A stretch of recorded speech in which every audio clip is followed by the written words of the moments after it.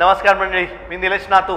तुम्ही पाहताय पुन्हा गाडगीळ अँड सन्स प्रस्तुत Jai Ganesh, powered by Manikchand Oxyrich, special partner Mandke hearing services आणि पूर्वाचे सेवर. हा पुण्यातला दिमागदार सोहळा तुमच्याकरता लाईव्ह आम्ही घेऊन येतोय. खरं वाजलेत आता रात्रीचे 9 आणि इथे आगमन होणार आहे ते एका मोठ्या मंडळाचं. सुरुवातीला मी तुम्हाला एक प्रश्न विचारला होता, तो आठवतोय का पहा. मी म्हटलं होतं टिळक चौकामध्ये कॉर्पोरेशनचा तिथे एक मंडप असतो, त्या मंडपामध्ये कॉर्पोरेशन प्रत्येक गणपतीच्या अध्यक्षांना नारळ देतं आणि सांगतं धन्यवाद, आमच्या इथे तुम्ही आलात, ही मिरवणूक साकार केलीत, तुमच्या मूर्तीचं विसर्जन केलं. पण एकच गणपती असा आहे की तो कॉर्पोरेशनला म्हणजेच प्रशासनाला नारळ देतो. तर तो कोणता गणपती होता हा प्रश्न मी तुम्हाला विचारला होता. तर त्या गणपतीचं उत्तर आहे श्रीमंत भाऊसाहेब रंगारी. कारण हाच तो गणपती आहे जो हिंदुस्थानातला पहिला सार्वजनिक गणपती म्हणून ओळखला जातो. तो रुबाब त्यांनी मिरवला देखील. आत्ता तुमच्या स्क्रीनवरती आहे ती भाऊसाहेब रंगारींची प्रतिमा आहे. ती प्रतिमा स्वतः त्यांनी बनवून घेतलेली होती आणि ती प्रतिमा इतकी चोख आहे की भाऊसाहेबांना ना विडा खायची सवय होती. पान खात असत ते सतत, त्यामुळे ओठाच्या खाली पान ठेवायची त्यांची ती सवय होती. तर जर तुम्ही मूर्ती बारकाईनं पाहाल तर इथे ओठांच्या खाली तुम्हाला दिसेल की थोडासा उंचवटा आहे, म्हणजे ते पान ठेवलं आहे असं वाटतं. इतकी सुबक आणि देखणी मूर्ती ती बनवलेली आहे. तर इथे आगमन होतं आहे आता महाराष्ट्रातील नव्हे तर हिंदुस्थानातील पहिल्या सार्वजनिक गणपतीचं, म्हणजेच भाऊसाहेब रंगारी. त्याच्या पुढे इथे शिवमुद्रा सध्या दंगा करत आहे. शिवमुद्रेची ही एक वेगळी स्टाईल त्यांनी नवीन सुरू केली होती गेल्या 2-3 वर्षापासून. भस्मारती म्हणून ज्याला म्हणतात, भस्म असतं त्याचा हवेमध्ये अक्षरशः गुलालासारखी उधळण होते आणि तिकडनं हर हर महादेव करत यांचा जथ्था पुढे जात असतो. ते वादन होतं, ते झाल्यानंतर त्याला जागा करून दिली जाईल. त्यांच्या मागेच असणारे तो श्रीमंत भाऊसाहेब रंगारेंचा नगारखाना. सुरुवातीला नगारखाना आपल्याला दिसणार आहे, त्याच्या मागोमाग असणारे हीच ती विलोभनीय अशी मूर्ती भाऊसाहेबांनी स्वतः बनवली होती. आता आपण इको फ्रेंडली आणि इतर मूर्तींविषयी खूप सारी चर्चा करतो, पण ही मूर्ती जी आहे ती पूर्णतः आत्ताच्या भाषेत इको फ्रेंडली आहे. कसं तर ही कागदाच्या लगद्यापासून बनवलेली ही मूर्ती आहे, त्यामुळे पूर्णतः इको फ्रेंडली अशी मूर्ती आहे. आणि त्याचं स्वरूप जे आहे, गणपती म्हटलं की आपले हात समोर आपोआप जोडले जातात. कारण ती मूर्तीच अशी असते की तुम्हाला आशीर्वाद देणारी, एका हातात स्वतः प्रसाद घेऊन अशी बसलेली किंवा उभी देखील असते. पण असं गणपतीचं रौद्र रूप तुम्हाला बाहेर कुठे दिसत नाही, ते या गणपतीकडे पाहायला मिळतं. कारण हा क्रांतिकारींचा गणेश म्हणून देखील याला नाव दिलं गेलं होतं. कारण ह्याचे जे जनक होते स्वतः भाऊ रंगारी, ते आद्य क्रांतिकारी होते. त्यांचे विचार तसे तिखट होते, प्रखर होते. त्याच्यामुळेच त्यांनी ही मूर्ती जेव्हा बनवली त्यावेळेस भारतावरती इंग्रजांचं राज्य होतं आणि हा जो खालती काळा राक्षस दिसतोय तो इंग्रज रूपी राक्षस आहे असं त्यांचं म्हणणं होतं. आणि त्यांच्या पाशातनं मुक्त करण्याकरता आपल्याला इथे गणेश भगवान मदत करतायत. तो त्या राक्षसाचा संहार करतील, म्हणजेच ब्रिटिशांचा संहार करतील आणि आपल्याला पारतंत्र्यातनं स्वातंत्र्य मिळवून देतील असा विचार त्याच्या मागचा होता. म्हणून हे सुंदर अशी ही मूर्ती आहे. ही एकच मूर्ती आहे जी की थोडीशी रागीट आहे. कारण तो चेप दिसला पाहिजे, तो तुमच्याकडे अँगर दिसला पाहिजे तशी मुद्रा आहे. कारण तुम्हाला जर एखाद्याला संपवायचं असेल तर तेवढी ताकद तुमच्या शरीरात तुम्ही एकवटून आणली पाहिजे आणि मगच तो प्रहार, तो घात केला पाहिजे, तरच समोरच्या खराब गोष्टींचा हा विनाश होतो. तसंच काहीचं करायचा प्रयत्न इथे केला होता भाऊसाहेब रंगारेंनी आणि खूप अंशी ते त्याच्यामध्ये सफल देखील झाले होते. कारण त्याच्यानंतरच लोकमान्य टिळकांच्या बरोबर चर्चा केल्यानंतर पूर्ण देशभर, खरं पुण्यामध्ये सुरुवात झालं पण नंतर पूर्ण देशभर हा गणेशोत्सव अगदी आपसुकच पोचला होता. त्यामुळे या मूर्तीचं तेवढं विशेष महत्त्व आहे. अजून खूप साऱ्या गोष्टी या मूर्तीच्या जाणून घेऊयात. या मिरवणुकीची प्रथाही एक आहे वेगळी, त्याच्याही काही कथा आहेत, त्याही मी तुम्हाला पुढे जाऊन सांगेनच. पण थोडा वेळ आपल्याला वाट पाहायला लागणार आहे. कारण जोपर्यंत ही मूर्ती बेलबाग चौकात येत नाही तोपर्यंत खरं पाहायला गेलं तर खऱ्या अर्थाने मिरवणुकीची सुरुवात होणार नाही आहे. त्याच्या बरोबर समोर आता श्रीराम पथक तयार आहे वादन करण्याकरता. त्यांचा गाडा आपल्याला दिसतोय ज्याच्यावरती स्वतःचं नाव ते मिरवत आहेत.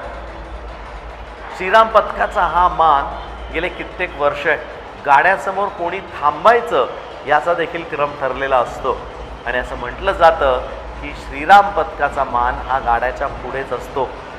त्याला देखील काही कारण आहेत तेही तुम्हाला सांगतो. महत्त्वाचं कारण असं असतं की तुम्ही त्वेषात जोशात वाजवत असता त्यावेळेस ज्यावेळेस पुढचं पथक पुढे निघून जातं त्यावेळेस तुम्हालाही सांगितलं जातं की तुम्ही पुढे चला पुढे चला पुढे चला. पण पुढे चलताना तुमच्याबरोबरचा बाप्पा तुमच्याबरोबर आहे का नाही किंबहुना तुमच्या मागे तो आहे का नाही याचं भान देखील तुम्हाला ठेवावं लागतं. नाही तर होतं असं की पथक एक चौक पुढे मध्ये एवढा मोठी गॅप आणि त्याच्या मागे गणपती बाप्पा. तर तसं होऊ न देणं ही जबाबदारी पूर्णतः असते त्या पथकाची जो गाड्याच्या पुढे असतो. त्यामुळे श्रीरामवरती ही जबाबदारी गेले कित्येक वर्ष समर्थपणे श्रीराम ही जबाबदारी पेलतंय आणि त्याला स्वतःचा विश्वास तिथे सार्थपण करून दाखवला आहे. त्यामुळे गाडा कधी सोडत नाही. ते पथक गाड्याच्या पुढे आपसुकच येतं. तो मान त्यांनाच दिला जातो आणि श्रीराम पथकाकडे हा मान गेले कित्येक वर्ष आहे. भाऊसाहेब रंगारी गणेशोत्सवाचे सध्याचे 2019 पासूनचे जे उत्सव प्रमुख आहेत श्री पुनीतजी बालन ते आपले स्पॉन्सर देखील आहेत. पण एक उदयोन्मुख असं व्यक्तिमत्व आहे. अप्रतिम कामगिरी त्यांनी आत्तापर्यंत पुण्यामध्ये केलेली आहे. तर ते कोविड असो किंवा इतर गोष्टी असो 19 पासनं त्यांनी पुन्हा एकदा जाहिरातीकरण सुरुवात केलं होतं पुण्यामध्ये आणि त्याची खूप मदत म्हणेन मी. त्याची मदत ही खूप साऱ्या मंडळांना पण झाली होती. कारण 2019-20 नंतर कोविडचा काळ आला होता. त्या पूर्ण कोविडच्या काळामध्ये जग बंद पडलं होतं. ज्यावेळेस जग बंद पडलं होतं याचा अर्थ कोणाचे व्यवहार काहीही होत नव्हते. त्यामुळे हा उत्सव होईल का नाही इथपासनं शंका होती. पण त्यावेळेस पुनीत बालन स्वतः एकटे खंबीरपणे उभे राहिले. ते सांगितले उत्सव होणार, या उत्सवाला आर्थिक मदत ही मी स्वतःहून करणार.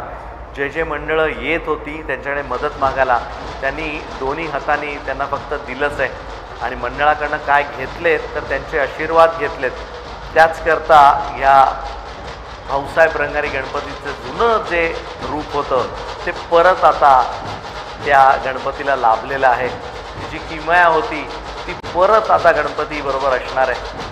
कारण तसं बघायला गेलं तर गणपती बाप्पा आहे, करता करविता तो आहे. आपण कोणी नाही आहोत. आपण फक्त त्याच्याकरता कटपुतले आहोत. तो आपला वापर करतो आहे. पण इथे उलट्या पद्धतीने देखील गोष्टी घडत असतात. त्याच्याचपैकी ही एक आहे. करता करविता तो असला तरी करून घेणारा आपण आहोत. तो आपल्याकडनं ह्या गोष्टी करून घेतो आहे. म्हणूनच काहीसं पुण्याचं स्वरूप हे पुन्हा एकदा आता अप्रतिम झालेलं आहे आणि योग्य दर्जा प्रत्येक मंडळांना मिळतो आहे. ते आपण पाहू शकतोय. आता शिवमुद्रा पुढे थोडंसं झालणार आहे. ज्यावेळेस शिवमुद्रा पुढे जाईल त्याच्यानंतरच मागचे जे रथ आहे सर्वात पुढे नगारखाना असतो. तो नगारखान्याचा रथ थोडासा पुढे येईल. त्याच्यानंतर हे जे पथकं आहेत त्यांचं वादन होईल आणि त्याच्यानंतर आपल्याला सुंदर अशी ही भाऊसाहेब रंगारेंची मूर्ती असलेला रथ पाहायला मिळणार आहे. थोड्याच वेळात आपण त्या चित्रांकडे देखील येऊयात. पण मगाशी पण मी याच्याबद्दल बोललो होतो की यंदाचं वर्ष रात्रीचे खरं 9 वाजायला आलं आहेत. 9च्याही पुढे थोडीशी वेळ निघून गेली आहे. 9:30पर्यंत आपण आता पोहोचलेलो आहोत. तर 9:30पर्यंत जेवढी मंडळं आत्तापर्यंत लक्ष्मी रोडवरनं गेलेली आहेत पुढे एकाही मंडळामध्ये DJ नव्हता किंवा साऊंडचा गोंगाट नव्हता. प्रत्येकाने हे पथक आणि पथक आणि पथकच लावलेलं आहे आणि त्याचा आनंद अतिशय चांगल्या प्रकारे ते घेत आलेले आहेत. तसंच काहीसं घडणार आहे आता ह्याच्या पुढे देखील. कारण समोर आहे तो श्रीमंत भाऊसाहेब रंगारी गणेशाचा रथ. त्याच्या मागोमाग असणार आहे तो मंडईचा रथ आणि मंडईचं समोर वादन देखील असतं. ते ढोल ताशाच्या गजरामध्येच ती मिरवणूक निघते. त्यामुळे ही दोन्हीही मंडळं तुम्ही आवर्जून पहा. ते ध्वजपथक आत्ता आपण पाहतोय. ह्याच्यावरती देखील खूप भार दिला जातो आजकाल. खूप भरोसा दाखवला जातो. कारण एक ध्वज 2 ध्वज असतील तर त्याला ध्वजपथक म्हणता येत नाही. तर आजकाल कमीत कमी 20 ते 25, 30 असे ध्वज लावले जातात आणि हे सगळं संख्येवरती अवलंबून असतं. तुमच्या पथकाची संख्या किती मोठी आहे त्यावरनं या गोष्टी ठरवल्या जातात. त्यामध्ये ध्वज किती असतील, किती लोक ढोलावरती असतील, किती ताशावरती असतील याचं गणित मांडलं जातं. मराठी भाषेला नुकताच अभिजात दर्जा प्राप्त झालेला आहे. त्याचीच री इथे आपल्याला दिसते, ती खेचून घेतलेली आहे गणेशोत्सवाच्या देखाव्यामध्ये आणि अंबाबाईचं दर्शन देखील आपल्याला होणार आहे. पथकांकडनं यंदाच्या वर्षी यावरती विशेष लक्ष दिलं गेलेलं आहे की काहीतरी एक थीम असावी, कुठली तरी थीम घेऊनच ते लक्ष्मी रोडला उतरलेले आहेत. ही एक त्यापैकी थीम आहे.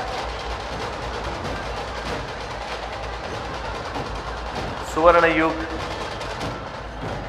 पथकाने ही थीम केलेली आहे, ती भवानी मातेची, अंबाबाईची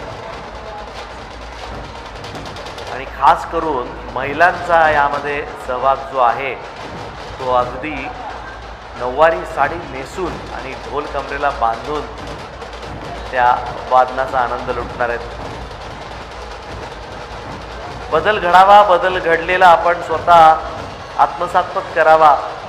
आत्मसात केल्यानंतरच त्यातल्या बदलाच्या चांगल्या गोष्टी तुमच्यासमोर येतात.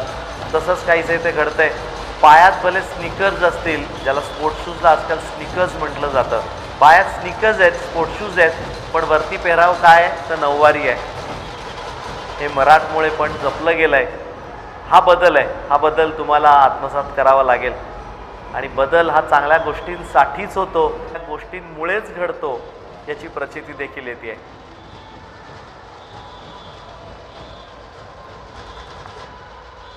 या पथकाचा पेहराव पूर्ण पंजाबी ढंगाचा आहे. जवळपास पंजाबी ताल हे देखील त्यांनी बराच वेळ वाजवलेले होते. त्यामुळे हे पण एक नवीन स्वरूप त्याला प्राप्त झालेलं आहे. पंजाबी ढोल मात्र तिथे दिसत नाही आहेत. ढोल आहेत ते आपले पारंपरिक महाराष्ट्रीयन ढोलच आहेत. 2-3 प्रकार असतात ढोलांमध्ये. एक नाशिक ढोल म्हणून एक वेगळी पद्धत आहे. हे आहेत पारंपरिक पुणेरी ढोल. त्यानंतर पंजाबी ढोल देखील असतो. पण या सगळ्या गोष्टी एकत्र करूनच वादनाची वेगळीच मजा घेतली जाते.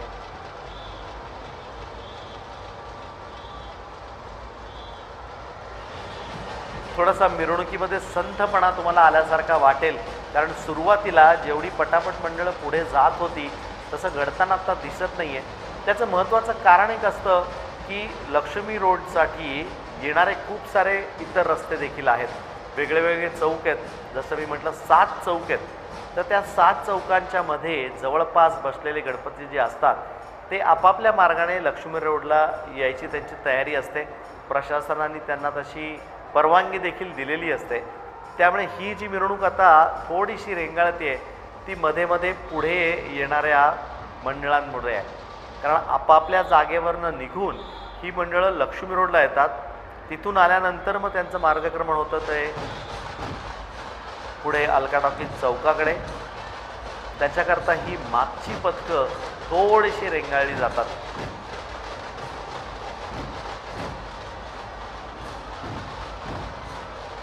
यंदाच्या वर्षी खूप साऱ्या नाटुकल्या पण आपण बघितल्या होत्या.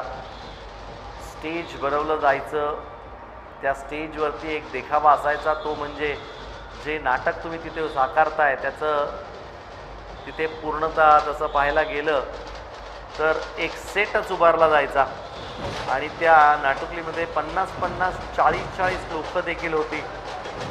पुण्यामध्ये 1-2 ठिकाणी छत्रपती शिवाजी महाराज यांचा सोहळा तिथे दाखवला गेला होता. तर त्या सोहळ्यामध्ये 40-40 लोक स्टेजवरती एका वेळेस असायची आणि तो दिवस आपल्या समोर त्यांनी उभा केला होता जसाचा तसा. त्याच्याच प्रतिकृती आता इथे मिरवणुकीत आपल्याला पाहायला मिळते. सुवर्णयुग ढोल ताशा मंडळ इथे वादनासाठी आता सज्ज आहे. हे जे ध्वज तुम्हाला दिसत आहेत ते गुंडाळून ठेवलेले असतात. आणि ध्वजप्रणाम हा केल्याशिवाय कुठलीही मिरवणूक सुरू होत नाही. ज्यावेळेस मिरवणूक सुरू होते त्यावेळेस ध्वजाला एक विशेष महत्त्व इथे प्राप्त झालेलं आहे. कारण असं म्हटलं जातं, तर असं घडत नाही, क्वचितच घडतं, पण ध्वज जो नाचवते ती व्यक्ती किंवा जो ध्वज आहे तो जर खाली पडला, खाली कोसळला, हातातनं निखळून पडला, तर मिरवणूक त्याच ठिकाणी बंद करावं लागते, अशी प्रथा आहे. आणि ही प्रथा खूप मनोभावे सगळे लोक मानतात, त्याला पाळतात. त्यामुळे ध्वजाला अनन्यसाधारण महत्त्व आहे. जर तुम्ही कुठे गेलात, कुठली मिरवणूक रस्त्यात पाहत असाल, तर विचारून पहा कोणत्या मंडळांना, कोणत्या पथकांना, की तुमचा ध्वज आम्ही 2 मिनटं हातात घेऊ का. कोणीही तुम्हाला ध्वज देणार नाही. त्या ध्वजाचा रॉड जो असतो त्याला हात कोणीही लावून देणार नाही. कारण या सगळ्या मंडळींना याची जाणीव आहे, जर ध्वज पडला, खाली पडला, हातातनं निसटला, तुमच्या कंट्रोलमध्ये जर तुम्ही ध्वज ठेवू शकला नाहीत, तर मिरवणूक तिथेच तुम्हाला बंद करावे लागते. तुम्हाला मिरवणूक थांबवून एक साथ नमस्ते आणि ध्वजप्रणाम घ्यावा लागतो आणि मिरवणूक तशीच बंद करायला लागते, ध्वज गुंडाळून ठेवायला लागतो. त्यामुळं खूप जबाबदारीचं काम आहे. बऱ्याच वेळेस बऱ्याच पथकात असं म्हटलं जातं की आम्हाला ध्वजाला पाठवलं आहे, आम्हाला वाद्य मिळत नाहीत, आम्हाला पहिलं वर्ष फक्त ध्वजच करायला लावलं आहे. पण मी त्या मंडळींना सांगत असतो की तुम्ही पॉझिटिव्हली घ्या. तुम्हाला ध्वजाला पाठवलं आहे याचाच अर्थ तुमच्या जो पथक प्रमुख आहे त्याने तुमच्यावरती भरोसा दाखवला आहे. त्याला माहिती आहे त्या ध्वजाचं महत्त्व काय. त्याला वाटतं आहे की तुम्ही रोज येताय प्रॅक्टिसला, रोज तिथे उभे असता आणि ध्वजाची प्रॅक्टिस करताय. कारण ह्या गोष्टी प्रॅक्टिस केल्याशिवाय होत नाही, त्याचा सराव तुम्हाला हा करावाच लागतो. त्याकरता पहिल्याच वर्षी जर तुमच्या ताब्यात ध्वज आला तर स्वतःला भाग्यवान समजा. कारण ध्वजाची महिमा खूप मोठी आहे, त्याची जबाबदारी खूप मोठी आहे आणि ती काही तुरळक लोकांवरती असतात आणि त्यापैकी तुम्ही एक असता, म्हणून खरं तुम्ही महत्त्वाचे व्यक्ती होऊ शकता. त्यामुळे जर याच्यापुढे ध्वजासाठी जायला सांगितलं तर नाराज होऊ नका, अभिमानाने ती गोष्ट करा आणि साथी ठोकपणे सांगा की हो, मी ध्वजरक्षक आहे, मी ध्वजवाहक आहे आणि तो ध्वज नाचवणं हे मला जमतं. हे येड्यागाबाळाचं काम नाही आहे. इथे पाहू शकतोय आपण अप्रतिम ध्वज देखील नाचवला जातोय.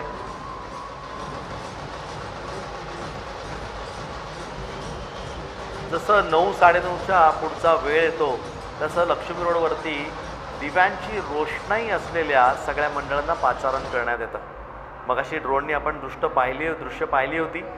मागे मागे जसा ड्रोन जात होता तसं फक्त लाइटिंग आणि लाइटिंगच दिसत होतं. टिळक पुतळ्यापासनं जी लाईन येते लक्ष्मी रोडवरती, खाली गणपती विसर्जन मिरवणुकीमध्ये सामील होतात, त्याच्यापेक्षा जो लक्ष्मी रोड तसाच पुढे जातो, तिकडे जी मंडळं लाईनमध्ये असतात ती सगळी असतात, ती लाईटची मंडळं असतात. लाईटिंगचं काम त्याच्यावरती केलेलं असतं आणि ते थांबलेलेच याकरता असतात की थोडी संध्याकाळ होऊ दे, आम्हाला आमचं केलेलं लाईटिंग लोकांना दाखवू देत.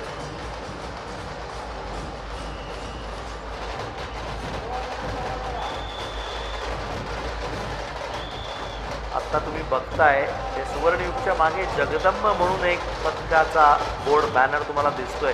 जे मी मगाशी सांगत होतो की इतर गणपती आहेत ते जिथे बसतात तिथनंच त्यांना लक्ष्मी रोडमध्ये येण्याची परवानगी काही अंशी दिलेली असते.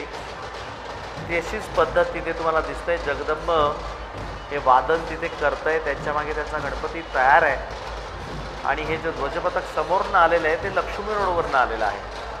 तर जसा एक एक गणपती पुढे जाईल तसं तिथे पोलीस उभे असतात, कॉर्पोरेशनचे लोक असतात आणि ते ठरवतात की आता लक्ष्मी रोडवरती कोण जाईल.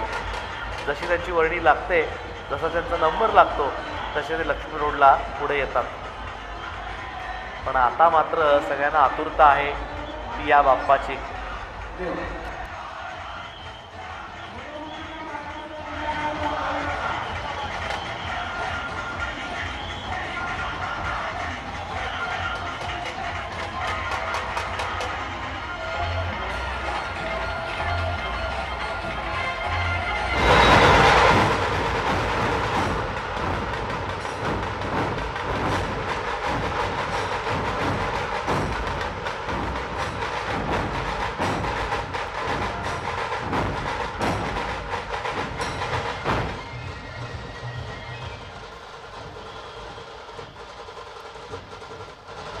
ताशांच्या गजरात आता बाप्पाला निरोप दिला जातोय। गणेश भक्तांचा आणि कार्यकर्त्यांचा उत्साह मात्र तसूभरही कमी झालेला नाहीये। महिला आणि मुली सुद्धा तरुणी सुद्धा या ढोल वादनात मोठ्या संख्येने सहभागी होतात। त्यांची सुद्धा काही वेगळी पथकही असतात।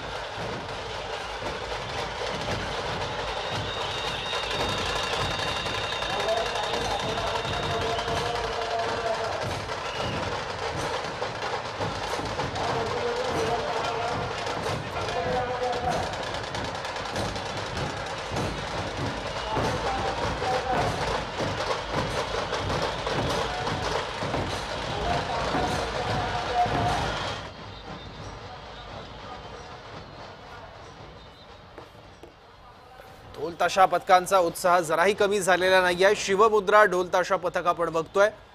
भगव्या पताका नाचवल्या जात आहेत। मोठ्या संख्येने ढोल वादक सुद्धा या पथकामध्ये सहभागी आहेत आणि रात्रीचे आता जवळपास 9:15 वाजतायत। पण गणेश भक्तांच्या आणि मंडळांच्या कार्यकर्त्यांचा उत्साह मात्र आणखी द्विगुणित होताना दिसतोय आणि हेच खास वैशिष्ट्य असतं पुण्यातल्या गणेशोत्सवाचं। हा पारंपरिक साज सुद्धा कायम ठेवलेला आहे आणि आता आपले सहकारी निलेश नातू यांनी सांगितल्याप्रमाणे डीजे सुद्धा यावर्षी कुठेही दिसत नाहीये। त्यामुळे पारंपरिक पद्धतीने केवळ ढोल ताशांचा गजर सगळीकडे ऐकतो आणि अतिशय सुंदर पद्धतीने भगवे झेंडे नाचवले जातात। भगवा जो महाराष्ट्रातल्या भागवत संप्रदायाचा आहे, भगवा जो छत्रपती शिवरायांच्या स्वराज्याचा आहे।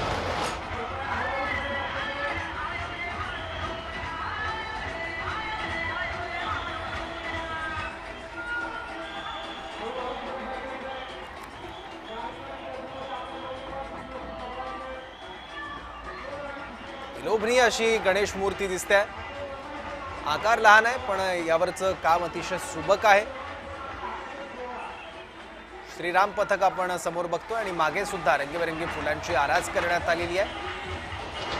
लाडक्या गणरायाला निरोप देताना जो रथ सजवला जातो तो सुद्धा अतिशय वैशिष्ट्यपूर्ण, सुंदर आणि सुबक असतो।